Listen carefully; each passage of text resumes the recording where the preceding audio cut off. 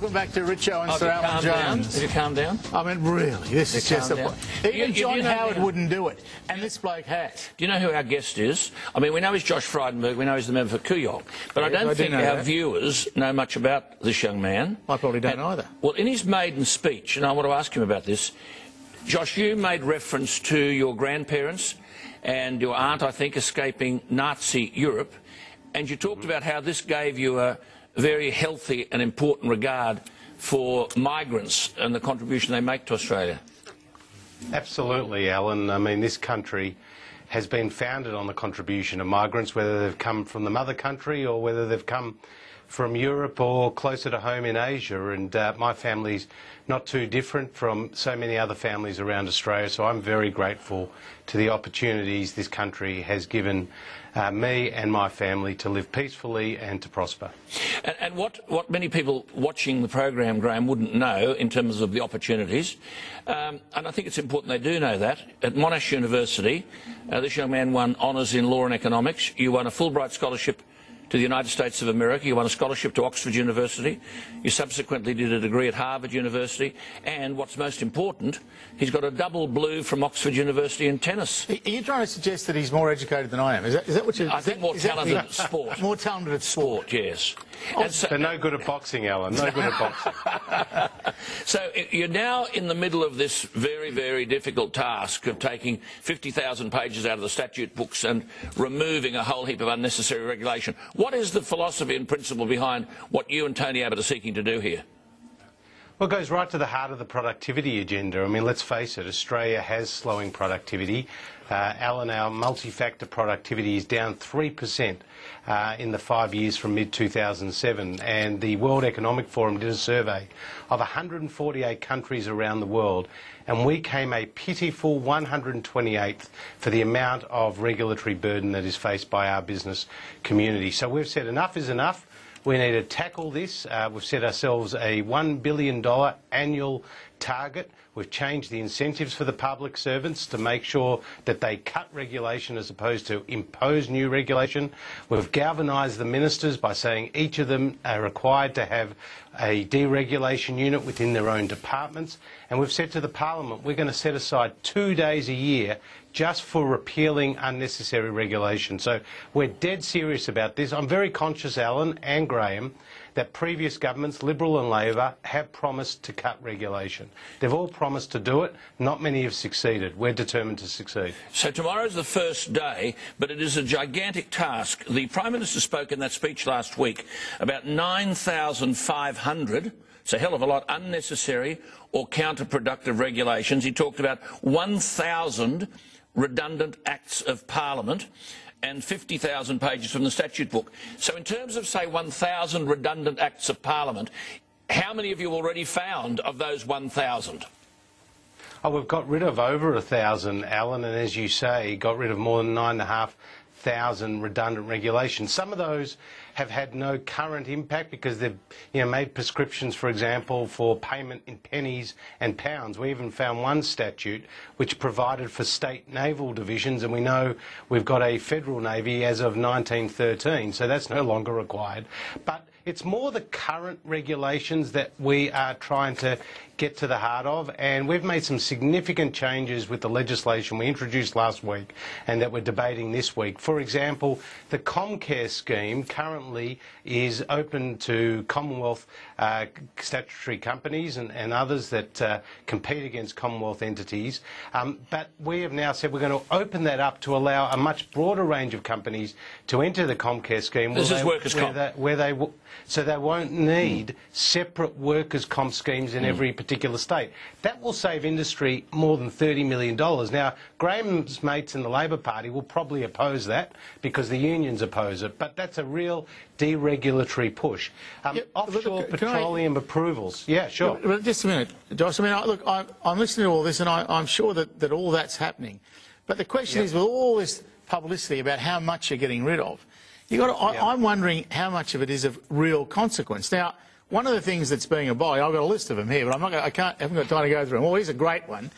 The Defence Act of 1909 is being abolished. Now, that stipulated that the owner of a mule or a bullock required for naval or military purposes shall furnish it for such purposes, and the owner may have to register them from time to time. I mean, the fact that you're not going to pinch me bullock, but it doesn't really help much. No. But hang on, against that, isn't it true that one of the issues, and this is almost a metaphor of the problem, that a Sydney cafe that serves alcohol and has outdoor seating, so this is affecting people every day of their lives. There are 21 local, 29 state and 25 Commonwealth regulations that little business has to jump through. Now, are you seeking to simplify all of that?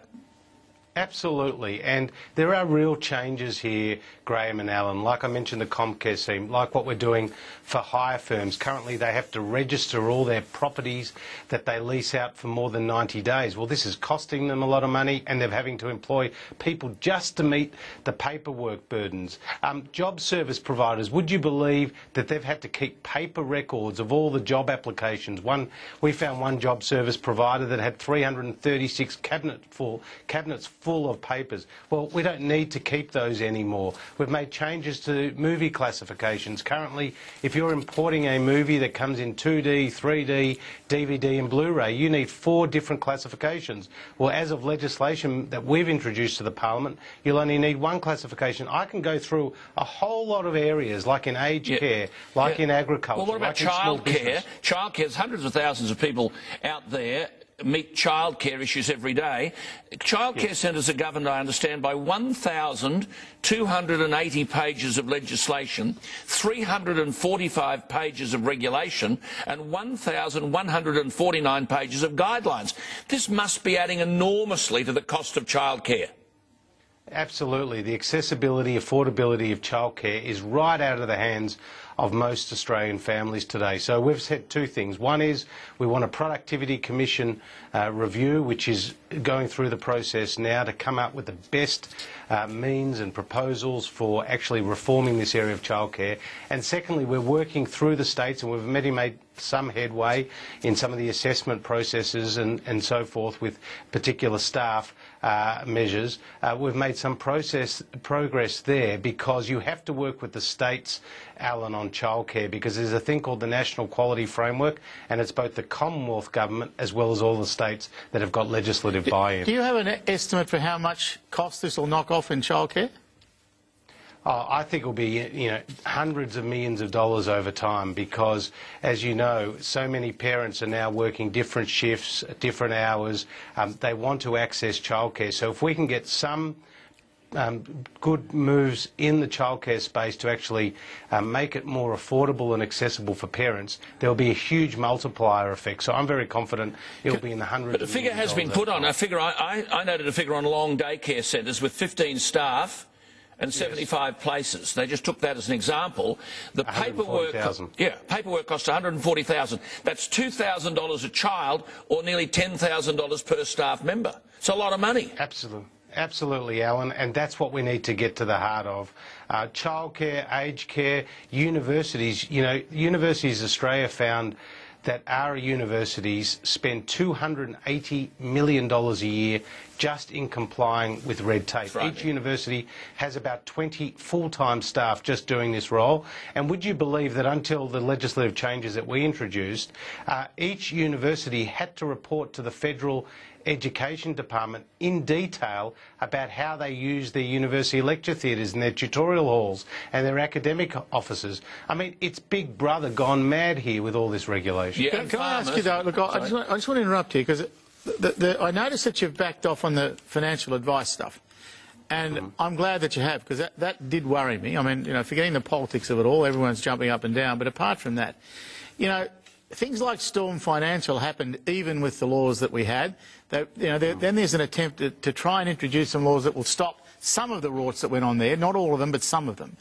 And then if you back away from that, if you take that away, yes, you get rid of regulation, but don't you get rid of really much-needed consumer protection? Because an awful lot of little people went down with Storm Financial, and I note, by the way, no one's ever been charged. I think you're 100% correct. You are 100% correct, and this is, Josh, I think one area where the removal of Labor legislation, I think, is wrong.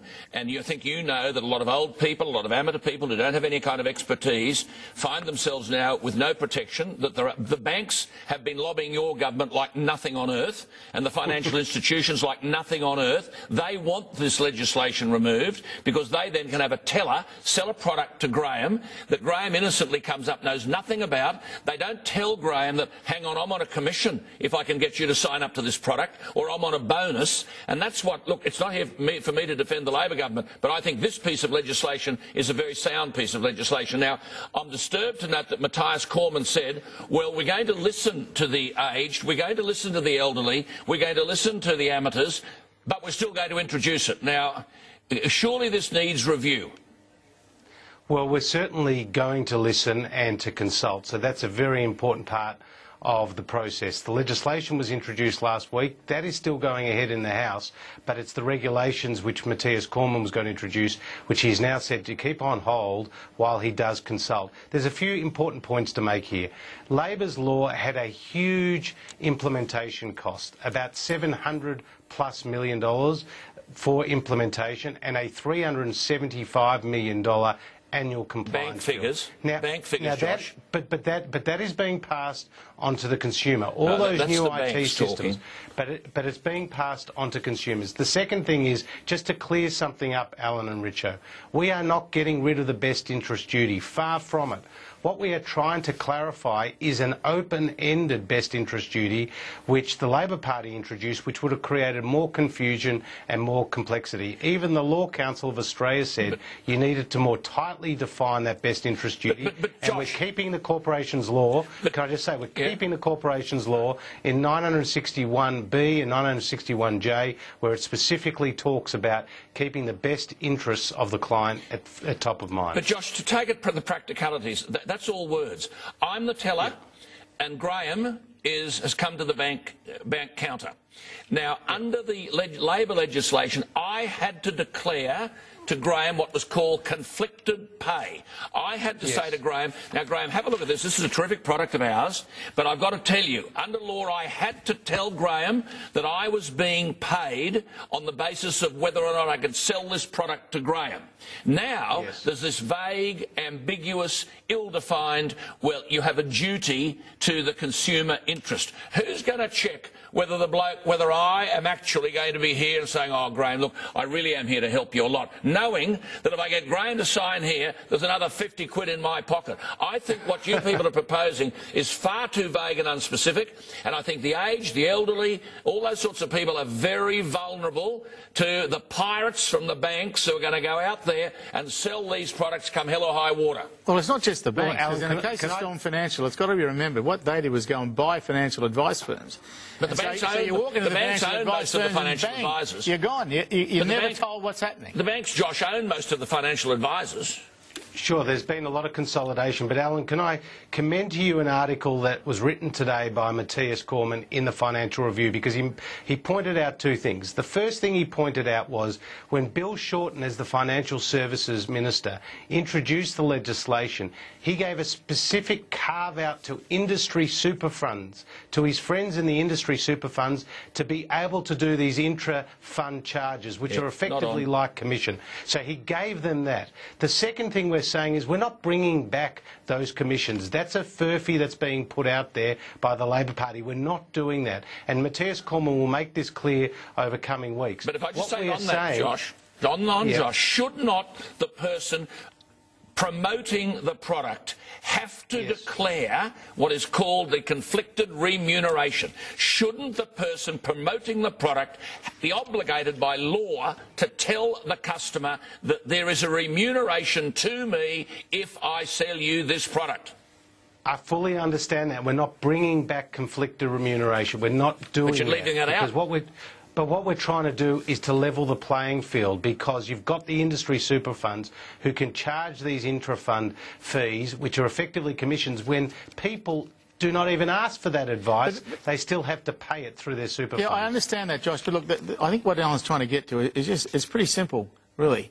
The elderly here are often vulnerable on this. They don't know much about about financial arrangements. They Hang on, most of us are amateurs. Well, I just have an accountant and say, you fix it, but I can afford one. A lot of these people can't. They get a few $100,000 in their super, and so many of them give it to the Storm Financials of the world and they finish up with nothing, and they're back on pensions, full pensions. Now, they're really vulnerable, and they require protection, and protection does mean regulation in this case. I totally understand. That's why we're not getting rid of all the FOFA changes that were introduced by the Labor Party. But what we're trying to do is make them work a bit more effectively. So we're trying to reduce that overall compliance burden, but we're actually saying we want to clarify some of these areas. I know, but Josh, I do want to come back to the key point. The banks have lobbied and heavied you people, not you. They have heavied Sinodinos, and they're now heavying Matthias Cormann, the banks. And they've got a capacity to afford all sorts of representations. But the issue here is two words: conflicted remuneration. And there should be an obligation upon the person selling the product to client Graham Richardson to announce to that client that I have a conflicted remuneration. I know I'm selling you the product, but I'm going to be paid for the selling of that product. You have removed that from the legislation. Now, that makes vulnerable people very, very much prone to the machinations of banks at every turn and financial advisors. Well, I just have to state very clearly, there is a lot of misinformation out there.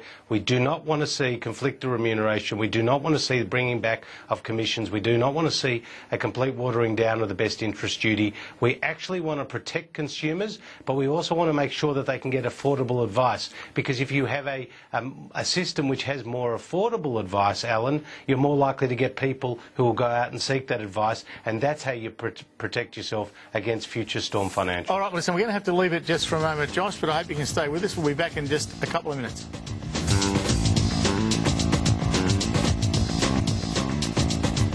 And welcome back to Richo and Jones. Alan's just warming up on financial advice. Now, well, just away from that, I thought that, Richo, the speech that Tony Abbott made in the Parliament last week to introduce this principle and to explain what was happening was quite outstanding.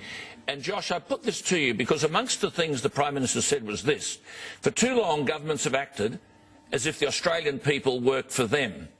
People don't work for government. Governments should work for people. It's government's job to serve the people, not the people's job to serve the government. In simple terms, we work for you. Are people watching us here tonight going to feel that as a result of what we're talking about and you're talking about and what tomorrow is about, Repeal Day, will that demonstrate that the government is working for the people or only when it suits the government? No, absolutely. I think it reinforces that message that we are here to not only protect the people, but also to provide the policies that will allow them to be free and to prosper. And this is about getting government out of the way, Alan.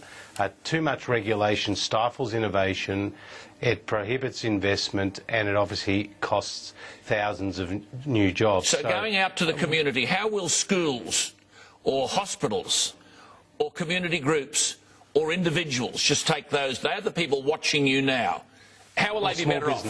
Small businesses. How will they be better off? Yeah, well, for example, with small businesses, for the first time, the paid parental leave scheme will not have to be administered by them. It could be administered centrally by the Family Assistance Office. With superannuation payments for employees in small businesses, it's been the job of the employer to send out the money to the super funds. Well, now it's going to be done through the ATO. We're changing all the procurement and the grant guidelines, so when small businesses sell things to the government, they will be standard form contracts. They won't have to have different form contracts all the time. And what is more, government will now be able to pay the small business using a credit card for up to $20,000. Previously, it's been up to $10,000. The reason why that's important, Alan, is it assists the small business with their cash flow. So all those sorts of things, they may seem small, but they have hundreds of millions of dollars in payoffs. But I actually discussed this with you a while back. One of the things that small business always talk to you about is tax. Always. Every single time. You're absolutely right. And how much time they have to spend on doing their tax. Now, what are we doing about that? That seems to me to be absolutely critical. The Tax Act gets bigger and bigger. I know, you can't jump over the No one's read it. Everyone's in breach of it. Everyone's in breach. You're absolutely right.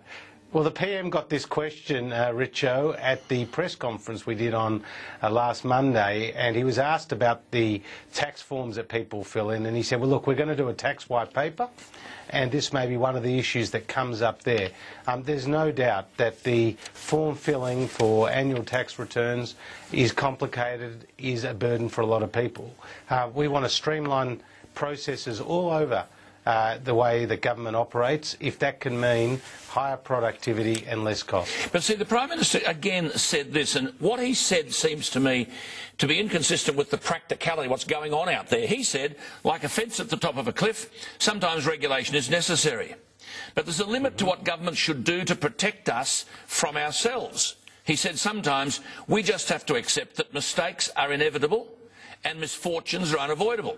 When someone in authority gets it wrong, the best outcome might be a timely resignation rather than more regulation. Yet, if you take state governments, unfortunately, tragically, a little baby falls out of a window and it is killed, which is a tragedy. But suddenly legislation comes in to say no window in an apartment can be opened more than 6 inches. And so every builder and every purchaser is faced with this ridiculous cost. Or alternatively, last week we had some outfit in New South Wales telling us that people, young kids, are going to be paid 25 cents to eat vegetables. Now, is this 25 cents a day to eat fruit and vegetables? A special unit in New South Wales because a quarter of Australian children are overweight. Now, Tony Abbott says we can't protect people from themselves. How do we get state governments to get out of our lives? Well, this is a dilemma. The whole regulation issue is a dilemma faced by both state and local governments as well.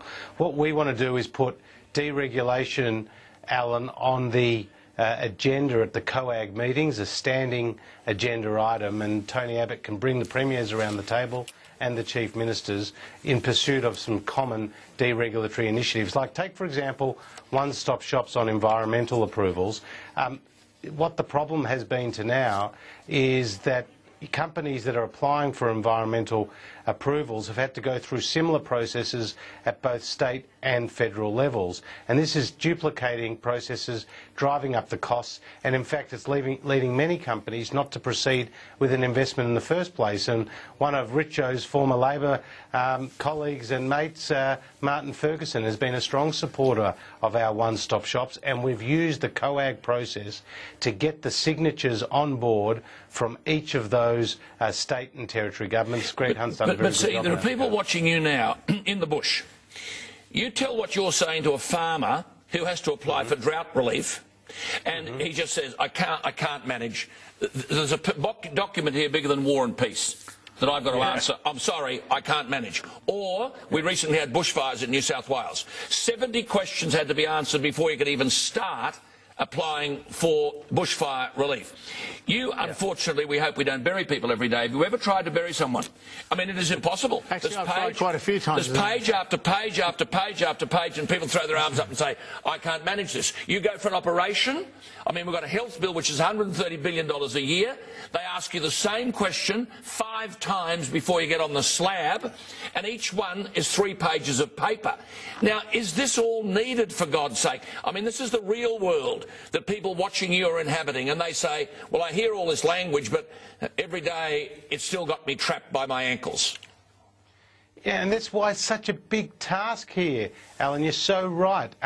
Not all that information is needed, but what's happening is that the bureaucrats or the regulators, they're trying to eliminate risk or reduce risk to such an extent that it protects them, whereas the burden on the stakeholder, the consumer, the business, the not-for-profit organisation, is immense, to the point that it makes their job hard to do. So we've got to get the balance right. It's all about getting a better understanding of the concept of risk and balancing that up against cost. And Alan, to go back to your quote of the Prime Minister, that's what he was getting at. He was getting at looking at the issue of risk, saying sometimes you may have to not have any regulation at all, and you've got to encourage more personal responsibility. But see, Daniel, the bureaucracy will fight back. And indeed, I suppose, will the Labor Party. Now, Daniel Hannan, the Euro MP who was here recently, Daniel Hannan said, referring to you and Tony Abbott, your ability, even as a national leader, to take on this powerful, permanent apparat this standing leftist bureaucracy is remarkably limited. They're up against impossible odds. What is standard Hang on. leftist bureaucracy? In your What a load of department, rubbish. in your department, What a load of rubbish. In your right-wing bureaucracy, doesn't matter. Bureaucracy, I'll settle for that. In your department, he said, you've got 500 or 600 people working Monday to Friday on their agenda. There's no way you're going to impose your will on them. That is the iron ore core of politics. This is the battle. You can talk like you're talking tonight, but how do you win that battle? There's a whole bureaucracy there who introduced these legislations, who wrote them for government. They don't like you coming along and telling them, we don't want them. Well, I'd say two things to that, Alan. The first is, if the politicians lead, I believe the bureaucrats will follow. And we are showing some great determination in what we want to achieve in cutting red and green tape, and we'll be consistent. And when we hit obstacles, we will get through them. And the Prime Minister himself has said this is his agenda. It goes to the heart of the government's economic narrative. No longer is it the Minister for Finance who's responsible for deregulation. It's the Prime Minister, and through him, it's down to me. And, you know, working with the Prime Minister's authority really counts for something in the bureaucracy. The second point is that we're incentivising the public servants to cut regulation, not impose new regulation. For the first time, their key performance indicators, their remuneration, their promotions will actually depend on their proven ability to cut red and green tape. That is something that's never ever happened before. So we're changing the incentives for them to actually get better results for the Australian Well, you use the word agenda. What about the Gender Equality Agency? What? I mean, is that going to just get dismantled, the Gender Equality Agency? They've got unlimited power, they've got a budget of $4.5 billion, they've got staff of 45. We have to leave it there. I hope that the Gender Agency goes the same way as the word incentivising. I hope I never hear it again. Yeah. But we are going to have to leave it there, Josh. I want to thank you for your time. Outstanding. But Thanks, we do have some other things to do. We'll talk to you again soon. Thanks, Josh. And Richo and Jones will be back in just a minute.